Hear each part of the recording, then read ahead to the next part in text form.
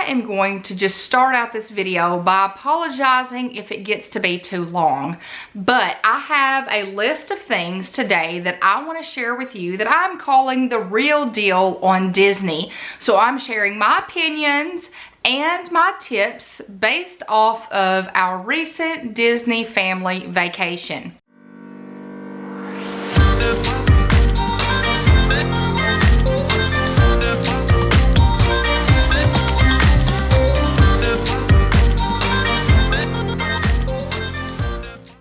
So I'm not even going to introduce the video because I'm scared, like I said, that it's going to be too long. So we're just going to get right into it. Now, my family and I took a Disney World family vacation, the first ever, and a surprise one a few weeks ago, the day after Christmas, the 26th, and we stayed through January 2nd. So all of those videos I will link in a card above or cards above. There's also a Disney playlist. So there were some things that I wanted to talk about, some things that I learned on the trip, some things that were horrible, things we won't do again, things we'll do next time. There will be a next time.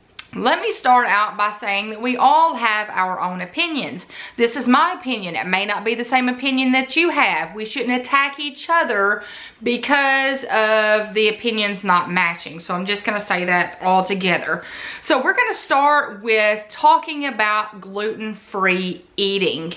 Now, I've been gluten-free since 2015. Based off of some stomach issues and my thyroid being out of whack, and I made the decision to go gluten-free for my health, and it has helped me tremendously. So I was very nervous about taking the Disney vacation because of having to be gluten-free. Anytime I go anywhere, I always take snacks, but all of the research that I saw talked about how amazing Disney was on caring for gluten-free needs. And I will tell you, I was so impressed. Everywhere I went, they had gluten-free options. And it was to the point where I'm like, I feel like I need to cry because I've never been able to sit down with my family, especially on vacation, and be able to eat almost the same thing that they ate. So Ohana and Tusker House, we ate breakfast at those locations. They brought me out gluten-free waffles, and I got the same food that my family got. It was amazing. Like, I probably ate way too many gluten-free waffles, Mickey waffles, while I was there, because I felt like it was such a treat. I don't get to eat like that at home. I don't get to go to just restaurants and them say, well, we understand, sending a chef out to me that knows what they're talking about and that gives me the same food that my family gets to eat. So if you've not checked out my Disney vlog, I will link that in the card above. I will also list the Disney planning binder that I did above because I had menus for all of these restaurants. So here's the thing, when I go anywhere, I always look at the menus. I had them all printed out because I just needed to make sure that I knew. So we ate at, I'm just gonna list all these. I will list these in the description below. And I can guarantee you that you will have good meals at these places. So on the 26th, we ate at T-Rex at Disney Springs. It was amazing. I had a hamburger on a gluten-free bun. Then Ohana was the 27th for breakfast. Amazing. Tusker House was next. It was really good. Flame Tree Barbecue, I did eat there. I was able to eat there. They had a gluten-free menu. Everybody had a gluten-free menu. If they didn't, they were able to tell me what I could eat. So if you are gluten-free and you go to Disney World, there's no issues at all. You will be taken care of. I promise. Next, since we're on the gluten-free, let's talk about food and restaurants. Now, I will tell you, our least favorite place out of any that we ate at was Be Our Guest. No joke. Honestly, when we go back again, we will not eat at Be Our Guest. And I knew this going into it, and this was the last reservation that we had, and I told my family, I'm like, it was between Cinderella's Royal Table and Be Our Guest. Neither one of them had amazing reviews, but it was one of those that, you know, you can't go to Disney and not go to one of those if you've never been to them. So we chose to be our guest. The food was not bad, but here's the thing. Like Ohana and Tusker House, amazing food, all you can eat. Liberty Tree Tavern, amazing food, all you can eat. Be our guest, not all you can eat. We ate there for lunch.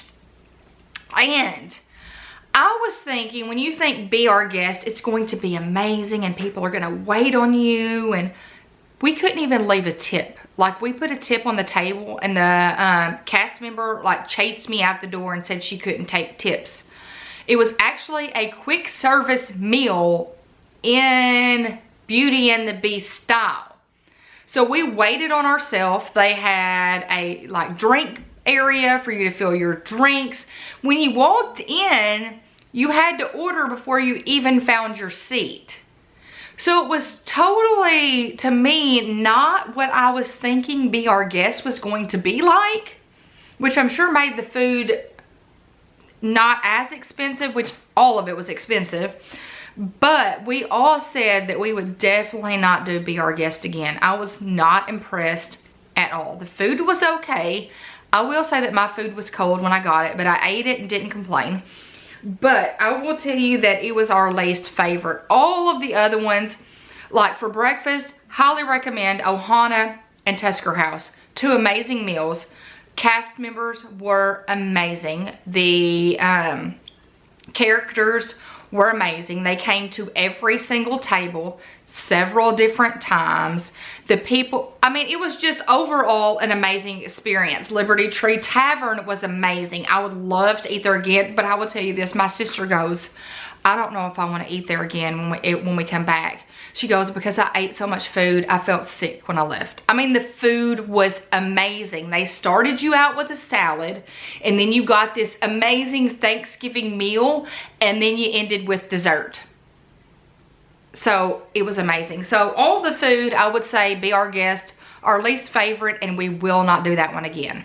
A question that I've got asked pretty often, and I wanted to address it in this video, was did we do a dining plan? No, we did not. We chose not to do a dining plan because from what all the research, you guys, like I said, I researched for 2 years. When I looked at all of the research, it said that basically a dining plan was a way for you to prepay for your meals. It was very expensive. And we decided, and they give you like a certain number of snack credits, a certain number of food credits, and we didn't want to be limited, and then we didn't want to like overpay. So I had heard of people that got the dining plan and they didn't eat all the food on the dining plan. So like at the end of the day, they were buying all this random stuff from the gift shop and from the cafeteria type of area, food court, because they needed to spend their money. So after the research that I did, I just decided the dining option was not good for our family. We all talked about it and made the group decision. So afterwards, I can tell you that I'm glad we didn't do the dining plan. I'm glad that we weren't limited on what we could eat. I'm glad that we didn't overpay and then have to buy a bunch of random stuff at the end. So the dining option might be great for some people, but I just don't feel like it would have been great for us. We made sure that we did dining reservations one a day for one nice restaurant, and then we had Amazon ship us snacks, and then we just ate a little bit here and there, like from the food court, which really wasn't that expensive. Next, let's talk about transportation. So we opted to have the Magical Express do all of our, I guess all of our driving. So we got to the airport, they shuttled us to the hotel, we stayed at Art of Animation, and they took us everywhere we needed to go. I will tell you, 100% loved the Magical Express. I would recommend that 100%. We didn't have to get a car. We didn't have to worry about driving anywhere. So how the Magical Express works is once we booked our resort reservation, I went into the Magical Express website, or part of the Disney website. I registered all 9 of us. Then right before we went on our vacation, they mailed us luggage tags, yellow luggage tags that you attach to your bags if you want them to take care of your luggage. So they can actually tag your luggage and you don't have to worry about it once you get to the airport. So once we landed, all we had to do was take our carry-ons to the line to get in the Art of Animation line to go on that bus or shuttle to the resort. The Disney Magical Express took care of all of the luggage. The only things that we had to worry about were the carry-ons.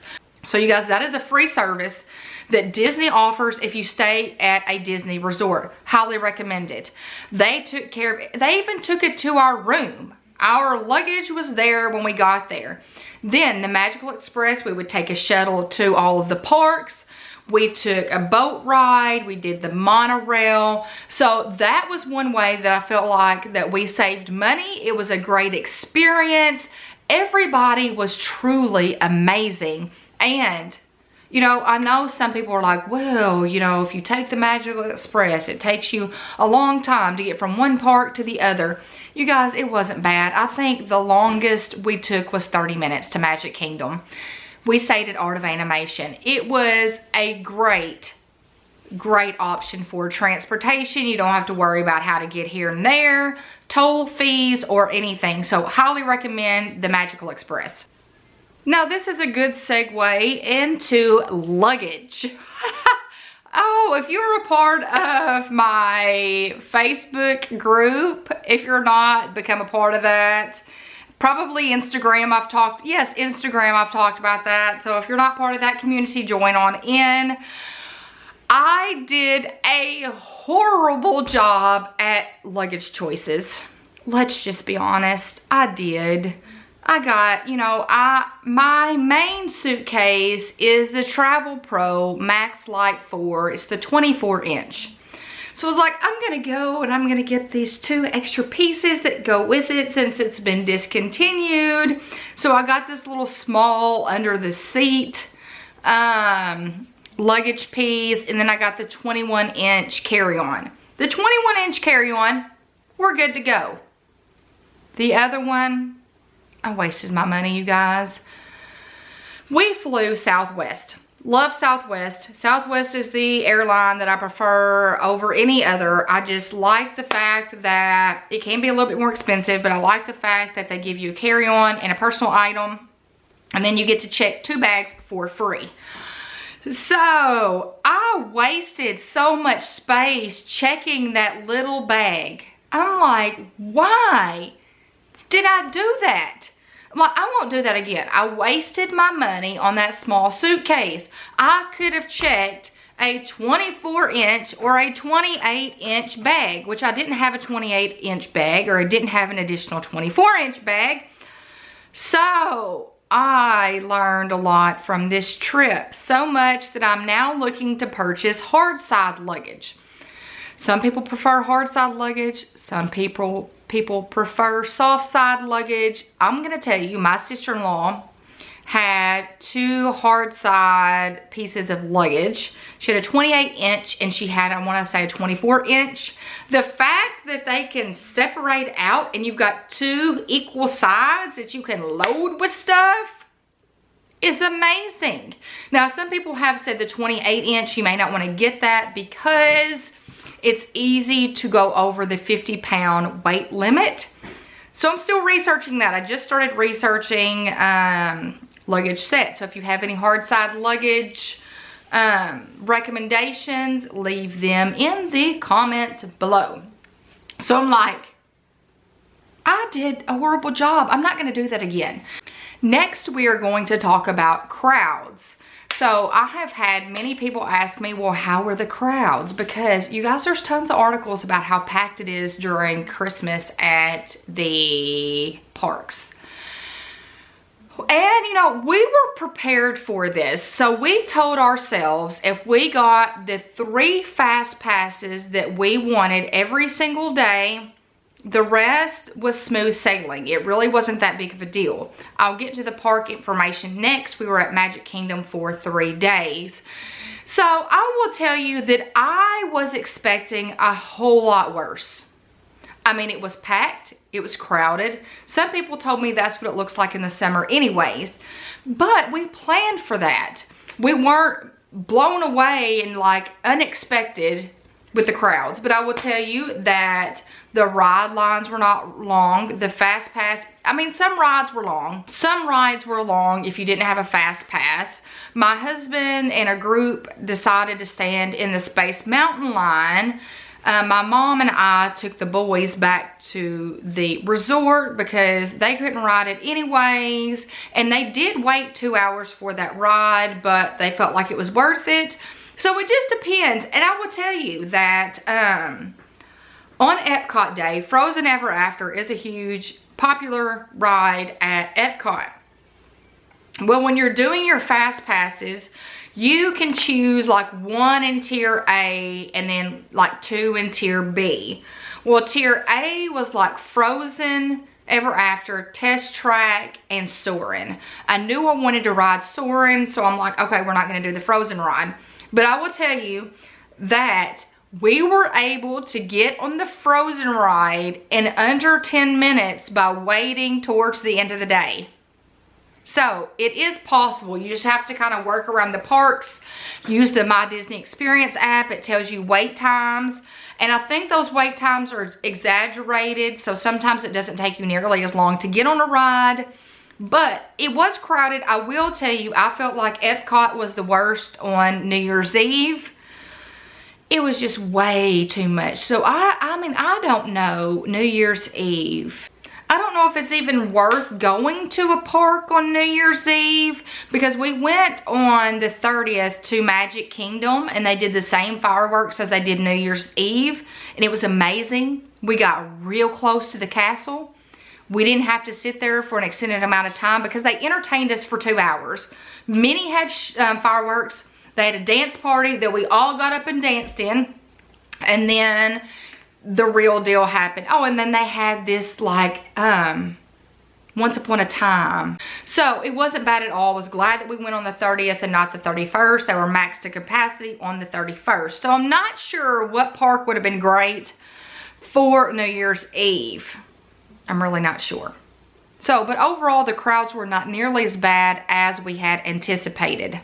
Another question that I've gotten asked a lot is why we didn't go to Hollywood Studios. So we went to Magic Kingdom for 3 days. We went to Animal Kingdom, Epcot, and then Disney Springs. We wanted to do Magic Kingdom 3 days. And I will tell you, you cannot see everything in Magic Kingdom in 1 day. I feel like 3 days, we still could have used a 4th day. But I would definitely say do 3 days, 2 or 3 days at Magic Kingdom. So I felt like that gave us the ability to see more of the park than it would if we were racing through there just for 1 day. So we knew that was going to be 3 days.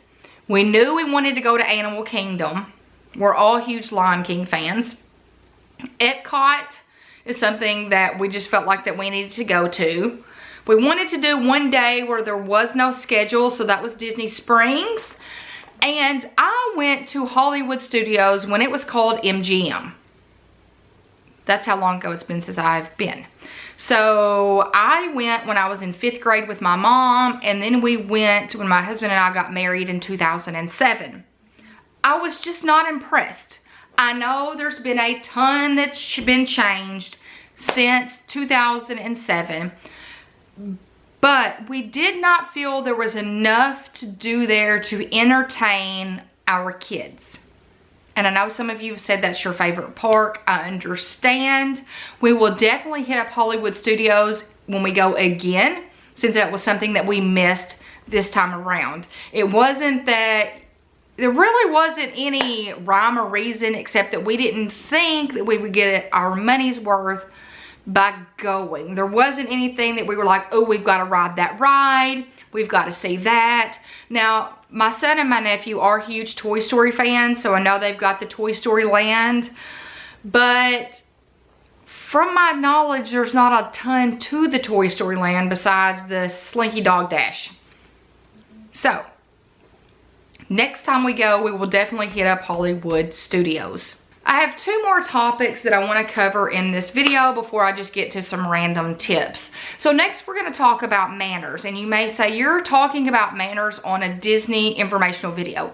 Yes, I am. Because it was a huge eye-opener to every single member of my family. Not everybody has the same manners that we do. I was raised with yes ma'am, no ma'am, please, thank you, excuse me, I appreciate that, thank you so much. No, we did not encounter that. Now I'm not talking about the cast members. They were amazing, truly amazing. But people attending the parks and resorts were just not, they didn't have these wonderful manners. They would straight run over you, not say excuse me, and act like you were in their way. All week long, we encountered this.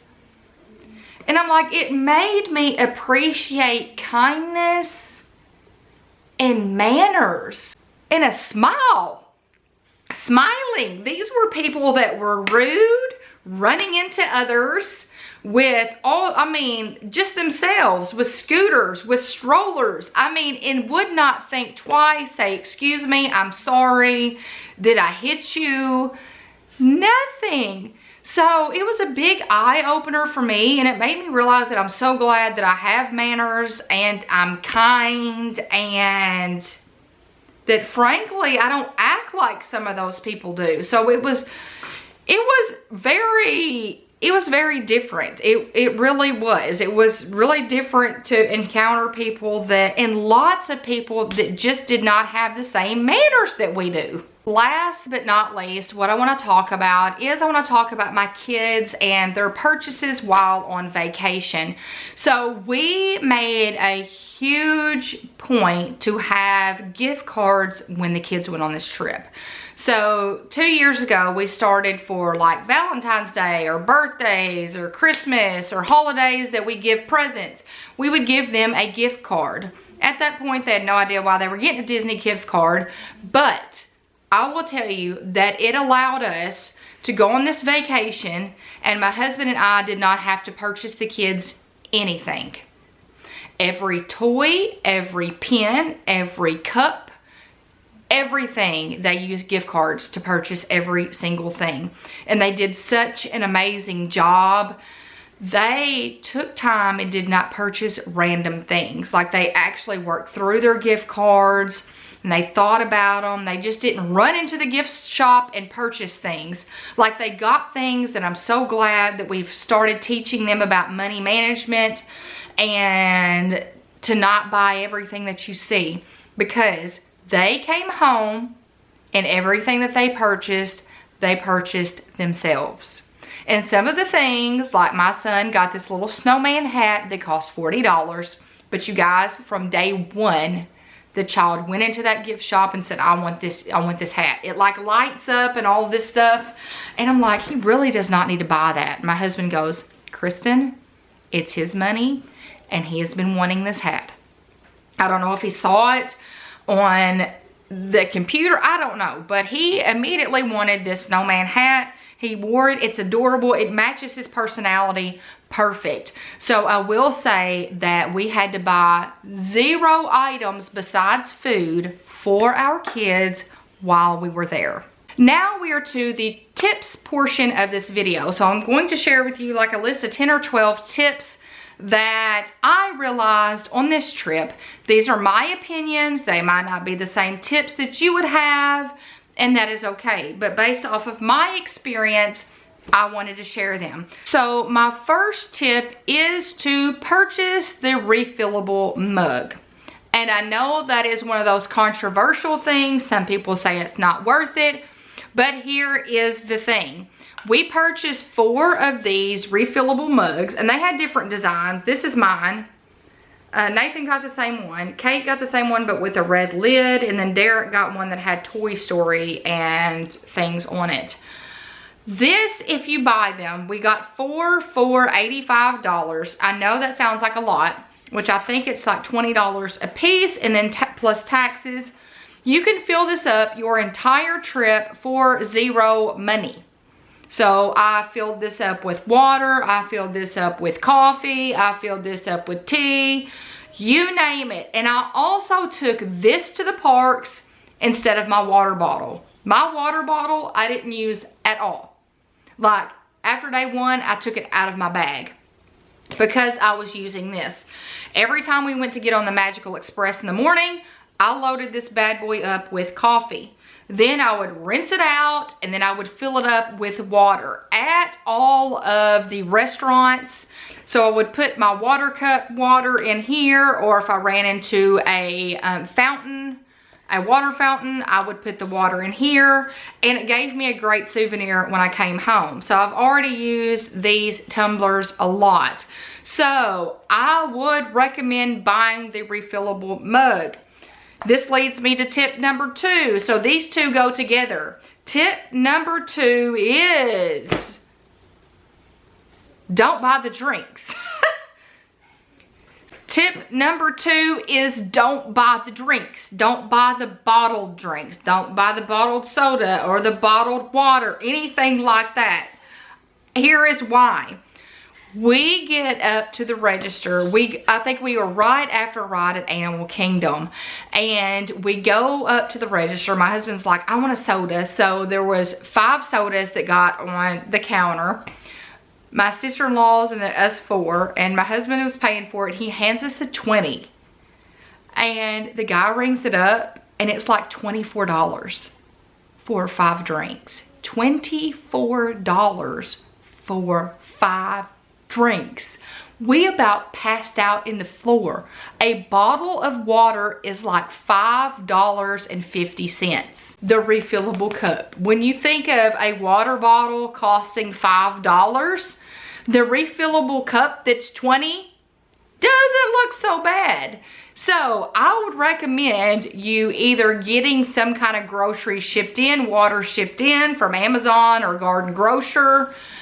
Don't spend your money on all of the bottled drinks at the parks. They are so expensive. Needless to say, that was the only one that I purchased on the trip. So, and the funny thing is, they don't have the price on anything. So when you get to the register, you have no idea how much that soda costs until they ring it up for you. So, okay, number 3 is don't wear your favorite tennis shoes.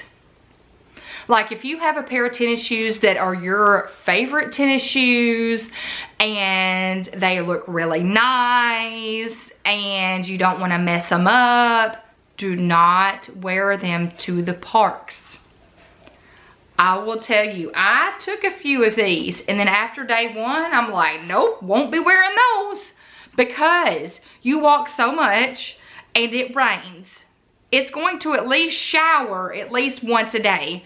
Animal Kingdom Day, we were drenched from 8 o'clock that night to the time that we left. Our socks were disgusting. Our shoes were disgusting. They smelled so bad, and all I could think of was, oh my gosh, I am so glad I didn't wear my really nice shoes. So wear shoes that are comfortable but aren't your favorite shoes. Which brings me to tip number 4. Nobody cares what you look like. Let's be honest. Nobody cares what you look like.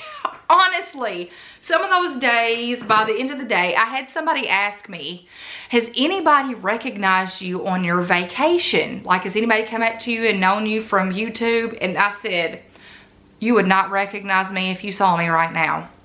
Because you guys, a lot of times, like I had no makeup on from either, I wouldn't say we sweat really bad, but from the water, it was like my face was like I had no makeup on, my hair was up in a bun. So there was seriously one day to where I had a rain jacket on, it would rain. I put the rain jacket on, rain would stop, take the rain jacket off, put on my zip up hoodie.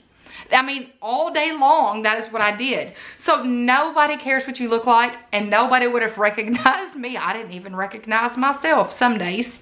Tip number 5 is to take a backpack. If you're anything like me and you take snacks and all of these things in the parks, you want a backpack. My backpack was packed, maxed out every single day. I would have my water cup here, and sometimes I would just carry this because I really wouldn't have room in my bag. I would have my rain jacket. I would have sometimes I would have my hoodie in there. I would have cash. I would have an emergency kit that we did have to use, feminine products especially. I would have my pen books in there. I would have my wallet. I mean, everything. I was so thankful that I decided to take a backpack every single day. It was a huge lifesaver. Poncho. Number 6 is to take a poncho. Take a rain jacket. Now, I took my Pretty Little Monograms pullover rain jacket. They call it a pack and go. It packs into its little pocket on the front. That was great. That is basically what everybody had on the trip. So Kate had the same type of thing that she got from Pretty Little Monograms. And then Derek had the same one, but not monogram, that we got off of Amazon. Some people like to just go buy the dollar ponchos from Dollar Tree. Whatever it is, definitely take a poncho because it will rain every single day. So tip number 7 is to take snacks into the parks every single day. So we did have Amazon ship some snacks to us, like some of my Luna bars and some goldfish for the kids and Pringles. And I will tell you that it was very beneficial. Every day we loaded up our backpacks with snacks that we ate throughout the day. That is going to make it to where you don't have to go and spend all of the money on the quick service meals. So, highly recommend snacks. Amazon will ship to the resorts. They just charge you a fee. I think the resort does for Amazon doing that. It's like $5. But you guys, it's really, in the grand scheme of things, $5 is not that much. Number 8 is not really a tip, it's just some information to give you. All of the bathrooms that I ran into did have the option for you to buy feminine products. I needed them. I was very thankful to pay 50 cents for that tampon.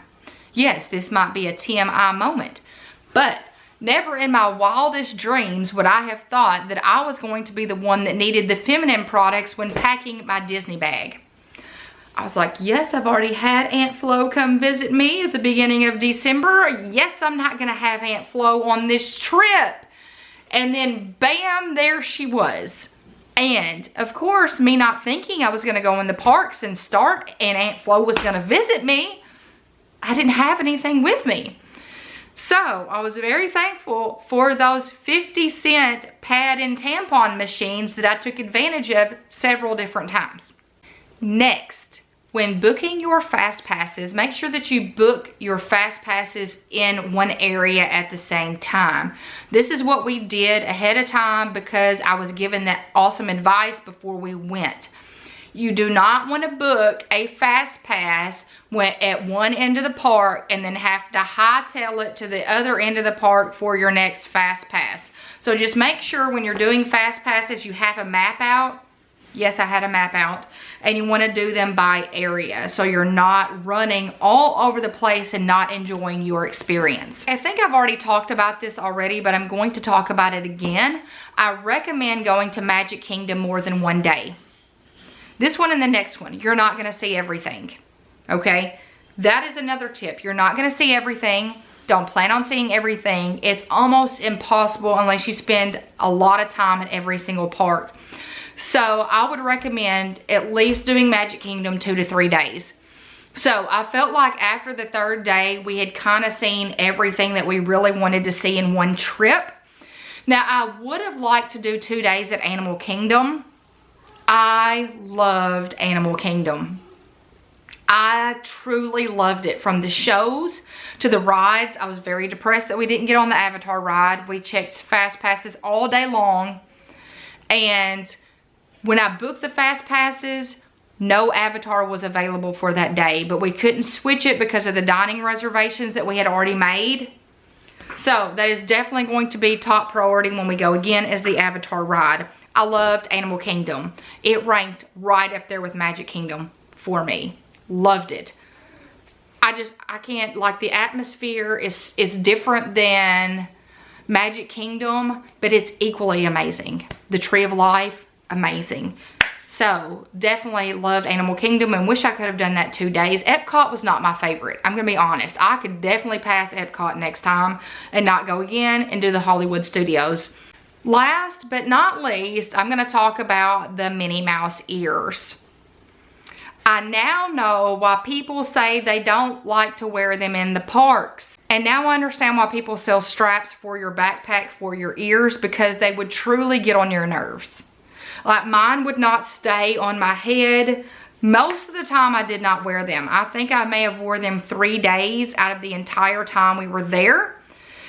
So I did not feel like they were necessary. I felt like they kind of got on my nerves. And definitely if we go again, I would definitely purchase some kind of strap for my bag.